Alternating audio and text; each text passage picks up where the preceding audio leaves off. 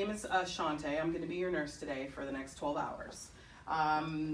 Before I get started, I'm going to be doing an assessment on you, a head-to-toe assessment. Have you ever had one of those before? Yep, exactly. I'm basically going to be checking out all of your different systems, your head, your brain, your heart, your lungs, your breathing. But before I get started on this, it is going to take us a little bit of time. Do you need to use the restroom? No, you do not? Okay, great. All right, so let me just wash my hands really quickly and I'll come on back. Okay, so the first thing that I'm going to do is I'm going to check out your brain, we'll put it that way. I'm going to ask you 4 silly questions, okay? State your first and last name for me. Tracy Jones. Tracy Jones. And where are you right now, Miss Jones? Halifax Hospital. And tell me what brings you here. My throat hurt. Okay. And please state today's date. February 19, 2020. Okay, so the client is alert and oriented times 4. The next thing I'm going to do is I'm going to shine a little light in your eye, but before I do that, I'm going to go ahead and dim the lights. Okay, so I would need to dim the lights. And I'm just going to go ahead and shine this light in your eye here a little bit, okay? But I need you to do me a favor and look straight ahead. You know the pupil size. It's dark in this room. Okay. I noticed that was 4 in brisk reaction. Thing. And I noticed that when I shine a light in this eye, actually this pupil size is 4 and this one is 5. Perla is not intact. Okay, so the next thing I need for you to do is I need for you to stare at the tip of my pen, okay? That's the first thing that I'm going to have you do. And then I'm going to have you look straight at the ceiling tile, okay? And then look back at the tip of my pen. All right. I notice that the eyes do accommodate. Next thing I need for you to do is stare at the tip of my pen. Keep your eye on the tip of my pen, and as I move it, I want you to follow the pen without moving your head, okay?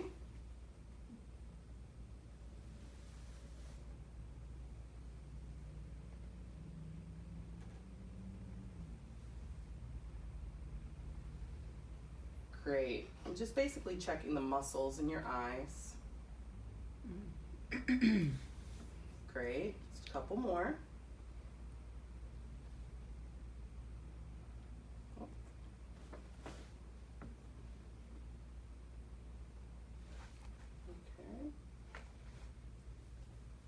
Extraocular movements intact. All right, so I don't need this anymore, right? Right? Okay. So the next thing I'm gonna do, I'm gonna cross my arms and I'm gonna have you, no, you don't cross your arms, you keep yours straight, but I'm gonna have you give me a good squeeze as hard as you can. I can take it. Go ahead. Great. I know that the strength's equal, symmetrical. It is, I give it about a 3+, pretty strong. Okay, I'm gonna test for the same thing. I'm just checking your strengths in your arms and your legs. So what I'm going to do is I'm going to press down on your feet, and as I press down, I need you to lift up against that, okay? Against, my hands, okay? All right, great. I give 3+ as well for both. Okay. All right, so that is neuro. I'm stopping to check to see if there's anything else that I've missed within my box. I've asked my 4 questions. I have checked for Perla. In this case, and I went with what I really did actually see, the pupils were not equal, okay? And in that case, what would I need to do? I'd need to check and see if that's normal for the client. I'd need to also check their initial baseline assessment, and then I'd need to follow up on that. I also checked extraocular movements, that's intact. I checked upper and lower extremity grips. Those are all the different things that are included in neuro, in the N box. Respiratory, all right, so the next thing I'm gonna do, I'm just gonna take a listen to your lung sounds, all right? And then first I'm gonna start in the front, and then I'm gonna go ahead and turn you over. That will be the only time I'll need to turn you during this assessment, okay? All right. Before I start though, have you noticed that you're having any shortness of breath? Are you finding that you're having any difficulty breathing? No, and I'm also paying attention for signs of respiratory distress, which clearly I don't see any. Also, I'm checking out the skin in the chest area. All right, I didn't mention it, but I also, when I did neuro, I was checking the skin in the head and neck as well. Listening to the first.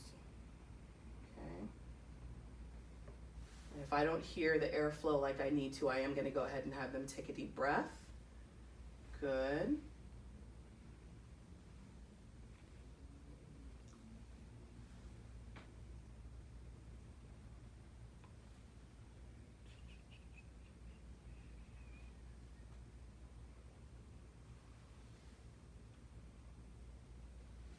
Five. All right, I'm gonna have you take a deep breath for me again. Deep breath.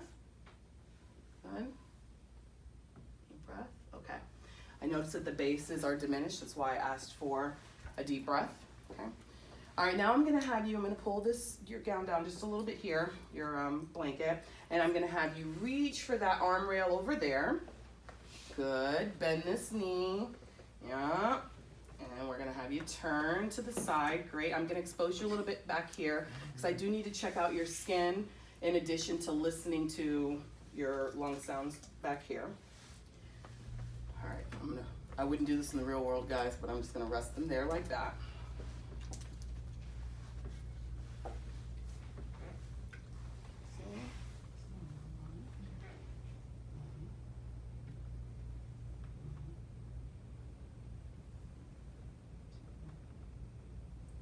Two,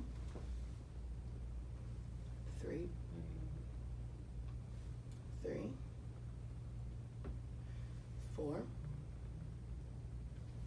four, five.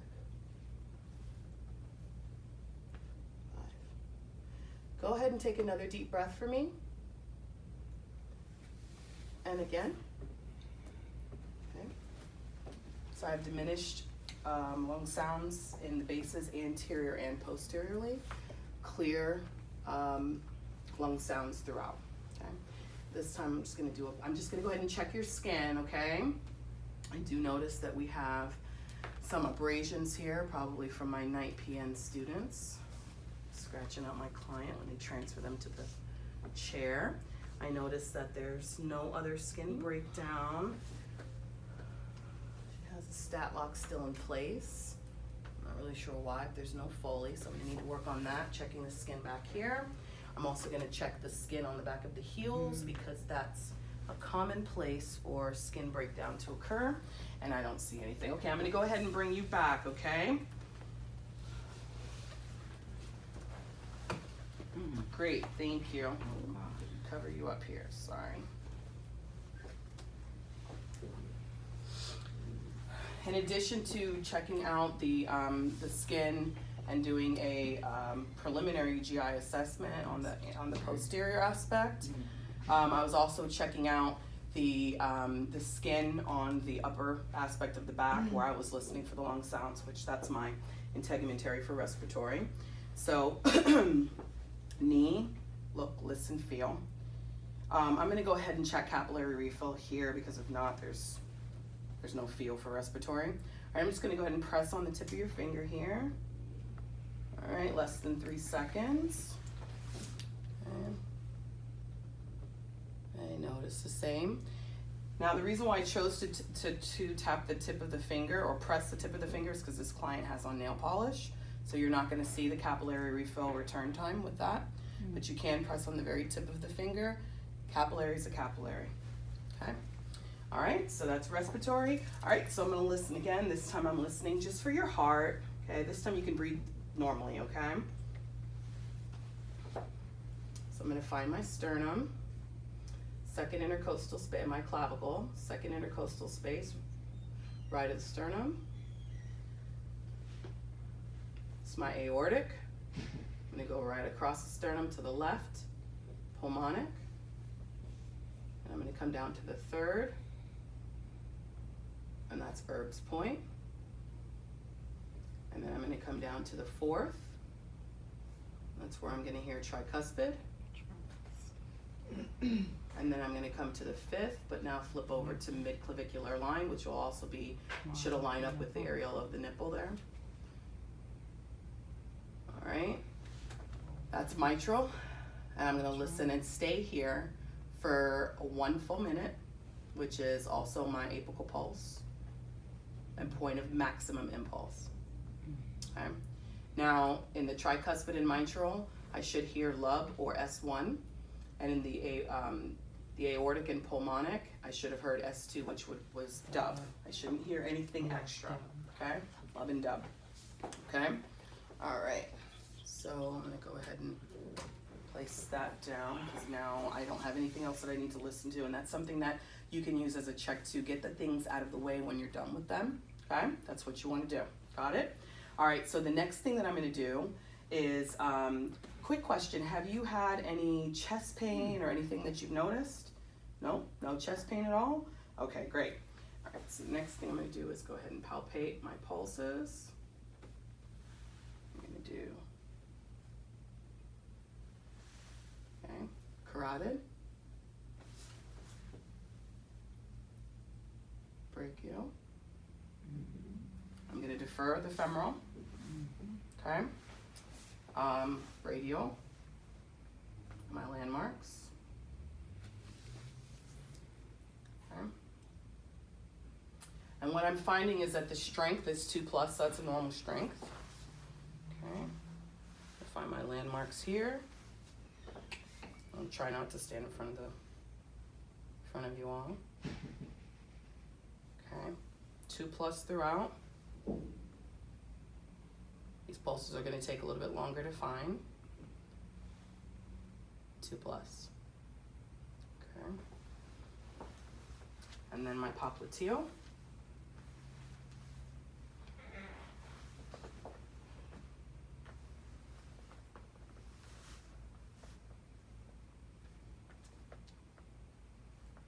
Got them. Okay. Additionally, while I'm down here, I'm going to check for symmetry here. I noticed that this leg is, it's warm, it's dry. This one is swollen. It's almost, it's definitely larger than this one, and it's reddened. Okay. Hot. This one is not. So this is not symmetrical. And it would make sense why there's TED hose on one and not the other, because this one probably, it's very possible that this one may have a DVT.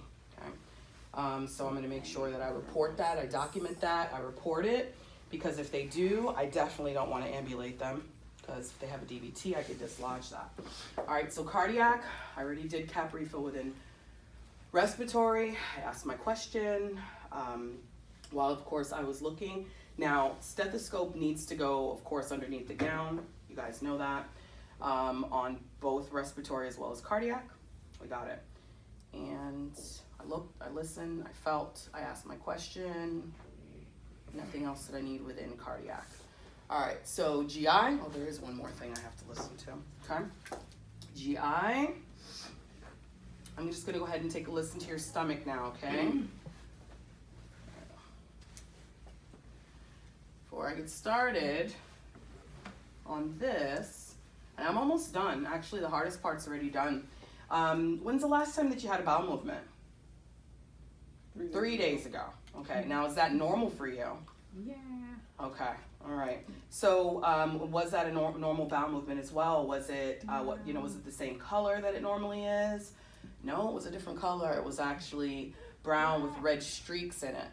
Okay, all right. So, and did you have difficulty passing that bowel, having that bowel movement? Yeah, I did. Yes. All right, so that's something that we're going to definitely follow up on, but I'm going to go ahead and take a listen, okay?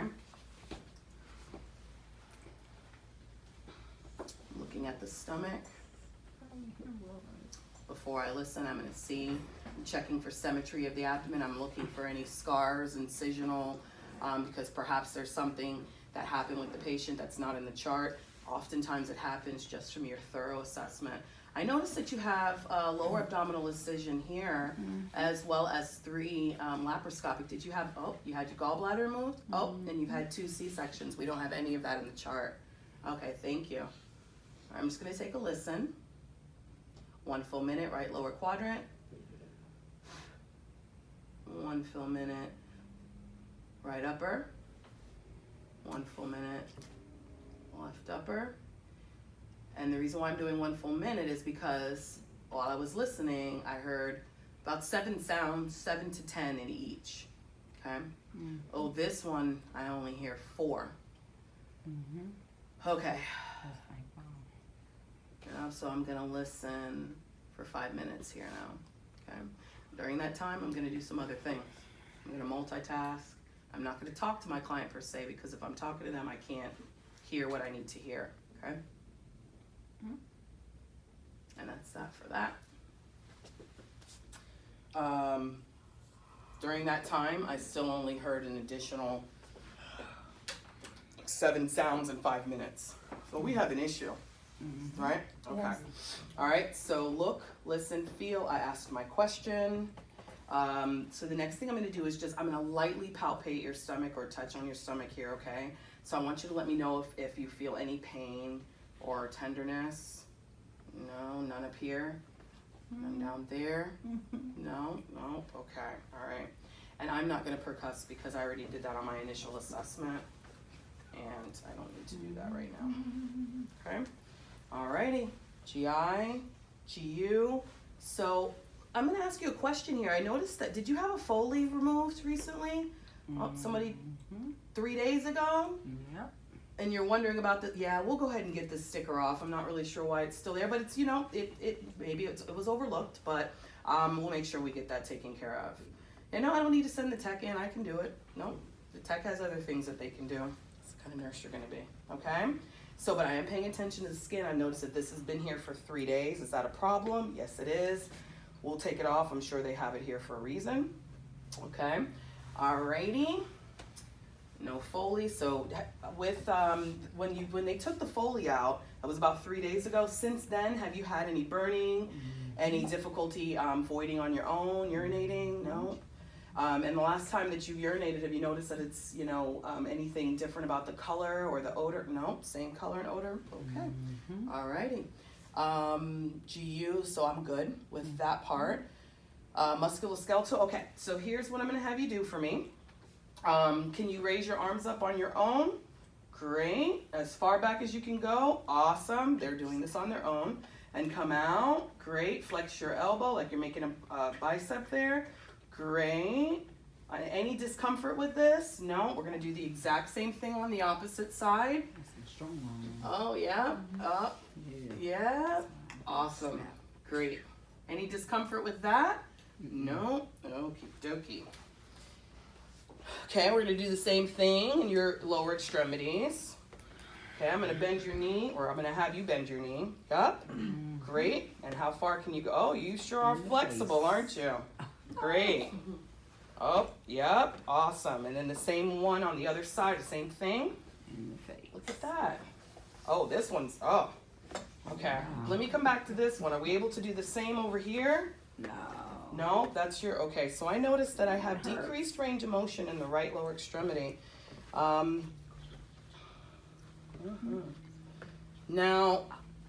the thing with this one, I forgot that I pretended that this had DVT. So let's scratch that. All right, so we've got a possible DVT on this one, okay? I forgot that I made that my scenario. And I'm gonna use that little red thing to indicate that. So with this, I'm gonna move this very little. Understood?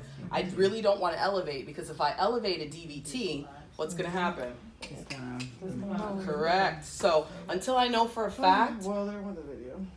What? Say what? Okay. It's important because I would have just messed up. So y'all are killing me. Is it my video or is it your video? it's your video. Now. Thank you. All right. So if you had a DVT leg, you wouldn't be doing all of this. If you go and you do all this, what would you just have done? Dislodged your clot. Okay, very good. Okay, so knee, me, integumentary, final sweep. This client does not have any lines.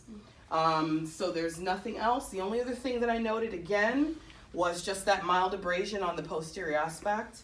And that's all that I have for skin. Okay? Any questions, comments, concerns?